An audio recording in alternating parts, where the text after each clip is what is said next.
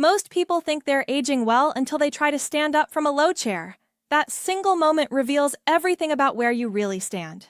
I'm Dr. Mira, and I've spent 28 years studying why some people thrive at 80 while others struggle at 65.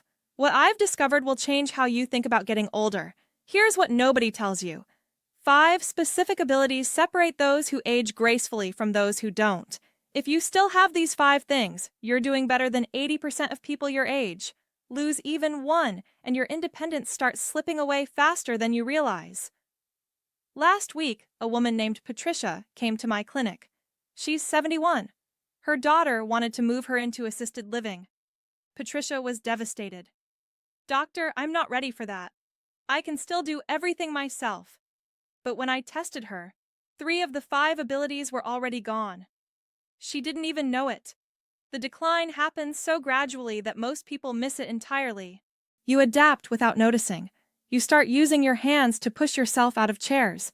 You hold the railing going downstairs. You avoid bending down to pick things up. These small adjustments feel normal, but they're warning signs. Ability number 1, standing up from a sitting position without using your hands. Sounds simple, right? Try it now. Sit in a chair, cross your arms over your chest, and stand up. No hands, no momentum, just your legs doing the work. Can you do it? If yes, your leg strength is still good. If no, you've already lost something critical. Your quadriceps muscles, the ones on the front of your thighs, control this movement. After 65, you lose about 3% of muscle mass every year. Most people don't notice because they've stopped challenging these muscles. They always use their hands to stand up. The muscles weaken further. It becomes a cycle. A Brazilian study followed 2,000 people aged 51 to 80 for 6 years. They tested this exact movement.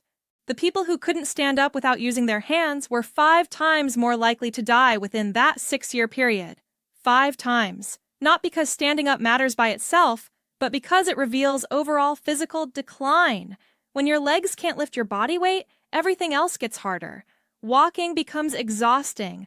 Stairs become mountains. You stop going places because it's too difficult. Social isolation follows. Depression follows. Your world shrinks. But here's what shocked me most. This decline is reversible if you catch it early. Michael was 68 when I met him.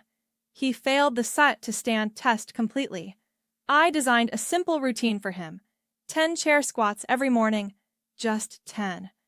3 months later, Michael stood up from that chair like he was 40 years old. His daughter cried watching him. The key is consistency, not intensity.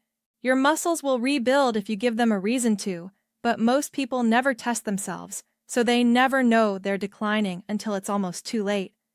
Now, ability number 2, walking backward in a straight line for 10 steps. This one surprises people. Why would I need to walk backward? Because backward walking requires something most seniors lose without realizing it: spatial awareness and balance integration. When you walk forward, your body's on autopilot. You've done it a million times, but walking backward forces your brain to actively control every movement.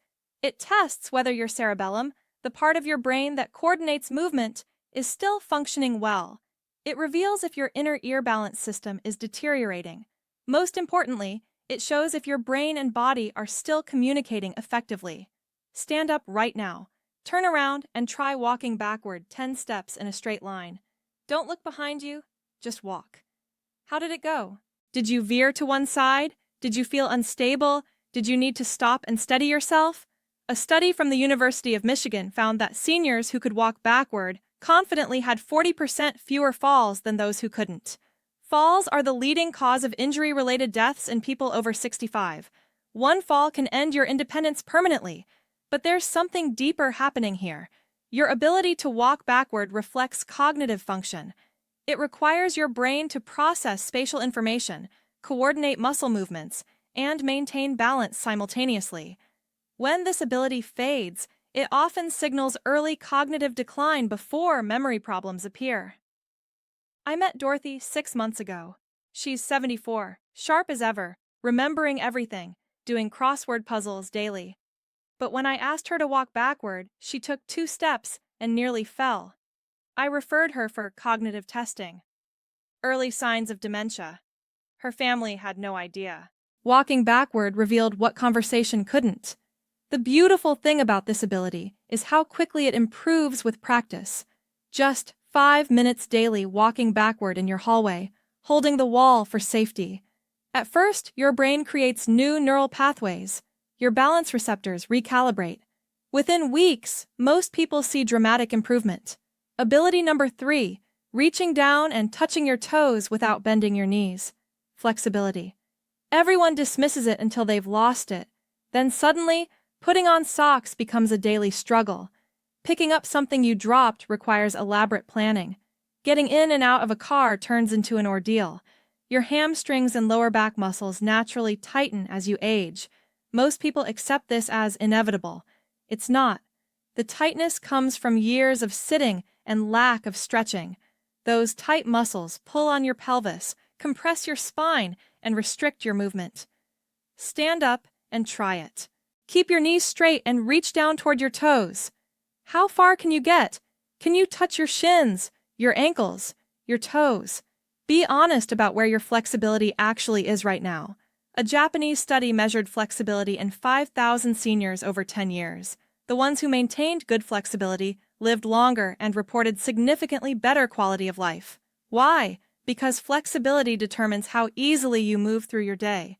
Every movement either feels effortless or requires extra energy. That difference compounds over years. But flexibility does something else crucial. It protects your back. Lower back pain affects 80% of seniors at some point. Most of that pain comes from tight hamstrings pulling on the lower spine. Maintain flexibility and you avoid years of chronic pain. I've watched seniors regain toe touchability in their 80s after decades of stiffness. It requires consistency, not intensity. Gentle stretching, daily practice, patience with your body's pace. The improvements accumulate slowly, then suddenly you're bending without thinking about it. Ability number 4, standing on one leg for 30 seconds. Balance determines whether you stay independent or become dependent on others. It's that simple.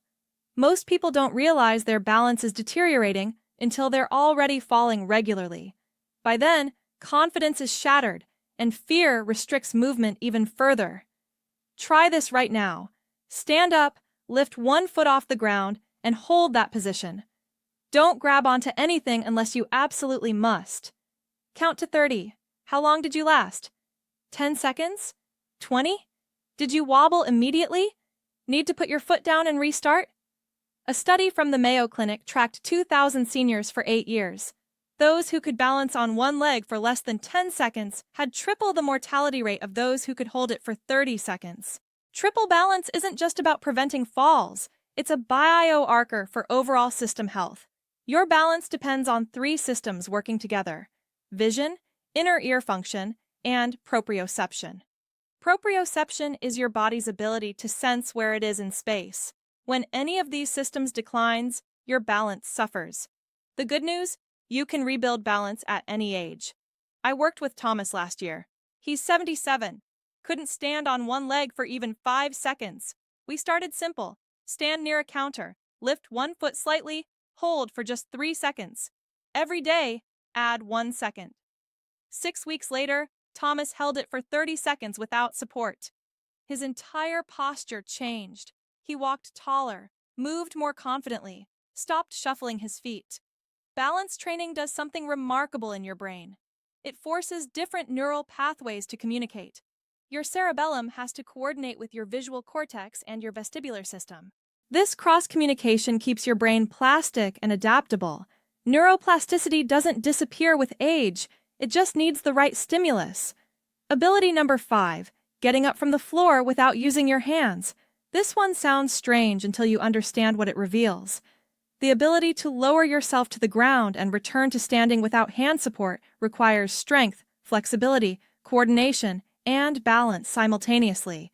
It's the ultimate full-body functional test. There's actually a formal assessment called the sitting-rising test. You start standing, sit down on the floor, then stand back up. You lose points for each time you use your hand, knee, or forearm for support. Perfect score is 10 points. Studies show your score directly correlates with mortality risk. Someone who scores 0 to 3 points has 5 to 6 times higher mortality risk than someone who scores 8 to 10. Don't try this if you haven't done it in years. You could hurt yourself, but understand what it represents. This movement requires hip mobility, knee strength, core stability, and spatial awareness. It's everything your body needs to function independently, compressed into one simple action. When you lose this ability, you've lost the reserve capacity that protects you during unexpected situations. A stumble that someone with good floor-to-stand ability recovers from becomes a fall for someone without it. The margin between independence and injury shrinks to nothing. Most people lose these 5 abilities gradually, barely noticing until they're gone. You stop walking backward because you never needed to. You stop touching your toes because it got uncomfortable. You stopped standing on one leg because it felt unstable. You stopped getting on the floor because it seemed unnecessary. Each small loss feels insignificant, but together, they determine whether you thrive or merely survive your later years. Here's what nobody tells you. You can rebuild all 5 abilities starting today, regardless of your current state. Your body responds to demands at any age. Make the demand, provide consistency, and improvement follows. Start where you are. If you can only walk backward 3 steps, make it for tomorrow. If your fingers only reach your knees when bending forward, that's your starting point. If you can balance for 8 seconds, try for 9. Progress isn't about comparing yourself to others. It's about being slightly more capable next month than you are today. The people who maintain independence into their 90s aren't lucky. They're not genetically special. They simply kept asking their bodies to do things that matter. They maintain the abilities that most people let slip away. You don't need a gym membership. You don't need expensive equipment. You need awareness of what you're losing and commitment to keeping it. 5 minutes daily practicing these movements will do more for your longevity than any supplement or medication. I've seen it hundreds of times. Someone in their 70s convinced they're declining. Then 3 months of consistent practice later, they're more capable than they were at 60. The body wants to function well. It just needs the right stimulus. Check yourself against these 5 abilities monthly. They're your early warning system.